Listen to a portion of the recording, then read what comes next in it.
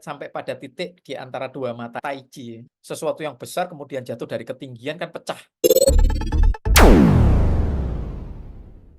Assalamualaikum warahmatullahi wabarakatuh. Salam sejahtera buat kita semuanya dan jumpa lagi dengan saya Rudi Cahyo masih di acara Kata Rudi Cahyo dan tetap selalu setia membahas tentang sepak bola Timnas Indonesia U23 dalam rangka kita memberikan support terbaik buat tim nasional kita untuk melanjutkan babak semifinal dan kita akan bertemu dengan Uzbekistan.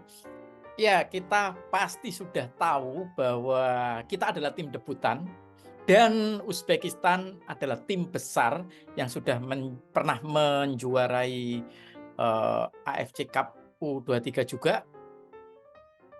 Dan yang jelas keempat semifinalis ini semuanya kecuali Indonesia itu sudah pernah menjuarai AFC Cup U23 dan hanya Indonesia yang debutan. Nah, ini mengingatkan saya pada cerita tentang David dan Goliat ya, di mana ada pertempuran waktu itu antara dua negara lah ya, antara dua negara, tetapi mereka dipisahkan oleh sebuah lembah. Jadi mereka saling tunggu nih, tidak berani untuk menyerang. Karena apa? Ketika pasukan turun ke lembah, maka akan jadi sasaran empuk untuk dibantai. Sehingga satu sama lain saling menunggu. Menunggu ada yang nyerang duluan. Kalau ada yang nyerang duluan, itu sasaran empuk udah. Kalau sudah sampai di lembah itu gampang sekali untuk dibantai. Nah, ini membuat akhirnya perang itu tidak terjadi atau deadlock. Dan kemudian diputuskanlah masing-masing pihak untuk mengirimkan satu orang, jadi pertarungan satu lawan satu yang nanti akan menjadi penentu siapa yang menang satu lawan satu itu, maka dia memenangkan pertempuran. Maka salah satu pihak mengirimkan Goliat, itu seorang raksasa yang besar banget. Kemudian dia memakai baju besi, baju perang gitu ya. Sementara satu pihak yang lain itu hanya mengirimkan seorang penggembala yang sebelumnya penggembala ini memang mengajukan dirinya karena tidak ada yang berani. Mereka tahu yang dikirimkan oleh pihak lawan itu seorang raksasa yang besar, sehingga tidak ada yang berani mengajukan diri, tidak ada yang berani maju, dan kemudian ada David ini yang mengajukan diri. Nah, karena hanya David yang mengajukan diri, ya sudah, terpaksa dia yang maju. Maka datanglah David dan Goliat. Mereka bertemu, dan Goliat tentu saja karena merasa tubuhnya besar dan David kecil, dia merasa bahwa dirinya itu pasti akan menang. Merasa dirinya pasti akan bisa mencincang David itu. Dan katanya mau memberikan serpian daging-dagingnya itu ke burung-burung. Apa yang terjadi?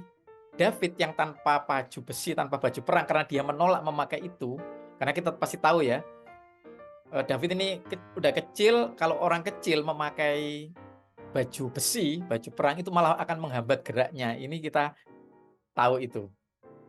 Pasti tahu itu, bahwa itu berat gitu loh. Nah, ternyata si Goliat ini karena dia besar memakai baju besi, maka geraknya dia lamban. Selain itu juga memang raksasa itu sifatnya lamban dan matanya kabur. Ya, matanya kabur, dan David ini mengetahui bahwa kelemahan dari raksasa itu adalah di tengah-tengah antara kedua matanya ini, di dahi antara kedua matanya. Maka dari itu apa yang dilakukan oleh David? Dia menggunakan ketapel, ya. Karena dia sudah terbiasa itu menghalau singa, serigala untuk melindungi hewan ternaknya dia. Dan David itu berhasil membunuh singa, serigala itu dengan menggunakan ketapelnya. Maka dari itu David yang tanpa baju perang itu dengan yakin, dengan percaya diri, berlari mendekat ke arah raksasa dengan jarak yang memungkinkan dia untuk membidik, dan dia langsung bidik menggunakan ketapelnya, langsung kena di bagian tengah antara dua matanya di dahinya sini. Maka raksasa itu langsung roboh karena langsung kena ke bagian kelemahannya dia. Nah, ini bidikan yang tepat dengan senjata yang tepat, karena senjata ini dulu sering digunakan dalam perang jarak jauh. Jadi perang yang tidak langsung berkontak, mendekat dan kemudian berkontak dengan menggunakan pedang, tombak, perisai, tidak seperti itu, tapi digunakan untuk perang jarak jauh.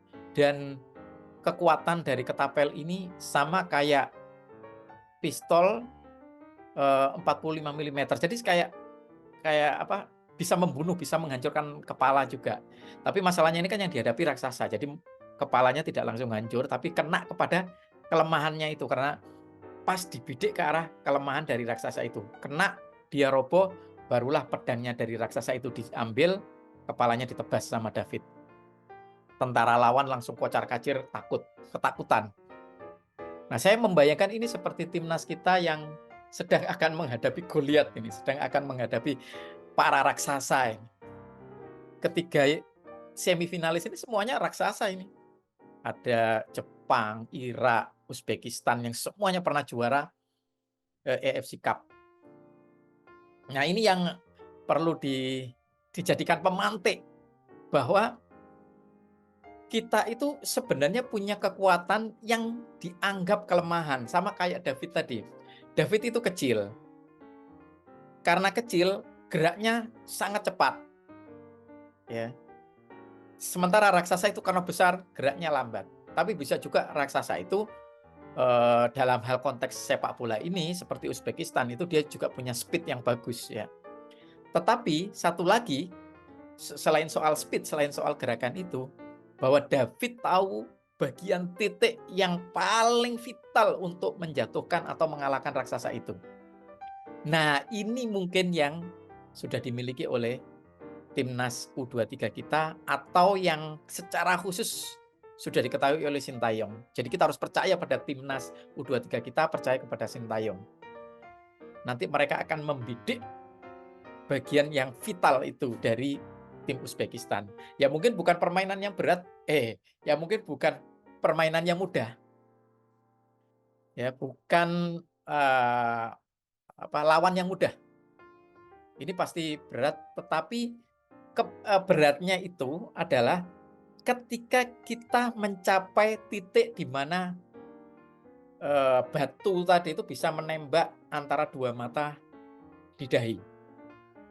Artinya kesempatan untuk menembak, kesempatan untuk mendekati kepada sasaran antara dua mata di dahi itu yang mungkin berat. Tapi begitu ada kesempatan itu langsung das, roboh raksasanya. Jadi saya membayangkan itu seperti cerita David dan Goliat ini. Jadi tugasnya memang berat sampai pada titik di antara dua mata itu. Tapi ketika sudah ada kesempatan untuk membidik bagian itu dan kita membidiknya, raksasa ini pasti roboh. Itu yang harus menjadi keyakinan kita, karena sama juga ketika kita berbicara tentang Tai Chi. Ada ketika kita menyadari bahwa lawan kita kuat, maka dengan kondisi kita, ya, dengan kondisi kita yang sekarang ini, kita bisa menggunakan kekuatan lawan itu untuk menjatuhkan dia. Itu. Nah, kalau kita lihat dengan tubuh badannya pemain-pemain Uzbekistan yang besar sementara kita kecil, kalau kita menjadikan ini sebagai sebuah ketakutan, kita melihat badan yang kecil itu sebagai kelemahan, itu sama sekali tidak menunjukkan semangat seperti yang ditunjukkan oleh David. Tapi tim kita sekarang sedang menunjukkan semangat itu. Artinya dengan kondisi badan yang tidak sebesar badannya orang-orang Uzbekistan atau pemain Uzbekistan itu, maka justru itu akan menjadi sangat lentur kita. Mungkin ketika berdekatan bertemu dengan pemain Uzbekistan, kita bisa terjatuh.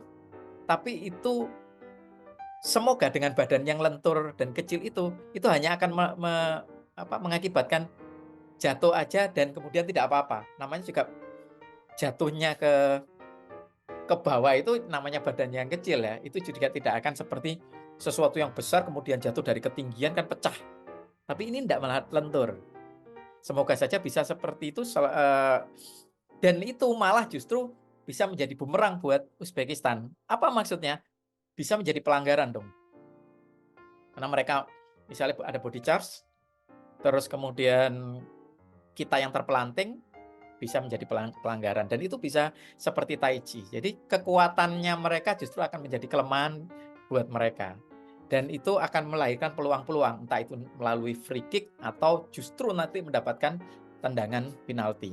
Ya, jadi yang terpenting kita jangan sampai kehilangan keyakinan kita dan kita justru menjadikan apa yang ada di diri kita sekarang ini, sebagaimana David tadi, bukan sebagai keluhan, tapi justru sebagai kekuatan yang bisa menekuk balik kekuatan lawan. Artinya sesuatu yang bisa dianggap keunggulan di musuh kita. Coba lihat aja di salah satu video saya yang mengatakan bahwa keunggulan itu bisa jadi bumerang kalau tidak bisa mengelolanya. Dan ini bisa jadi kita menggunakan keunggulan dari pemain Uzbekistan untuk menekuk balik. Jadi menyerang balik itu dengan keunggulannya itu. Demikian kira-kira pembahasan saya untuk kata Rudi Cahyo kali ini. Beri dukungan buat tim nasional U23 kita nanti bertanding melawan Uzbekistan di jam 21.00. Yuk nonton bareng-bareng, bisa nobar, bisa nonton di rumah, atau yang ada di Qatar, berikan totalitas semangat kita kepada tim nasional. Kita berikan suntikan energi positif kepada tim kita. Jangan lupa dukung terus Rudi Cahyo TV dengan cara tonton video-videonya, like, share ke teman-temanmu, dan jangan lupa yang belum subscribe, silakan untuk subscribe. Sampai ketemu lagi. Bye. Assalamualaikum warahmatullahi wabarakatuh.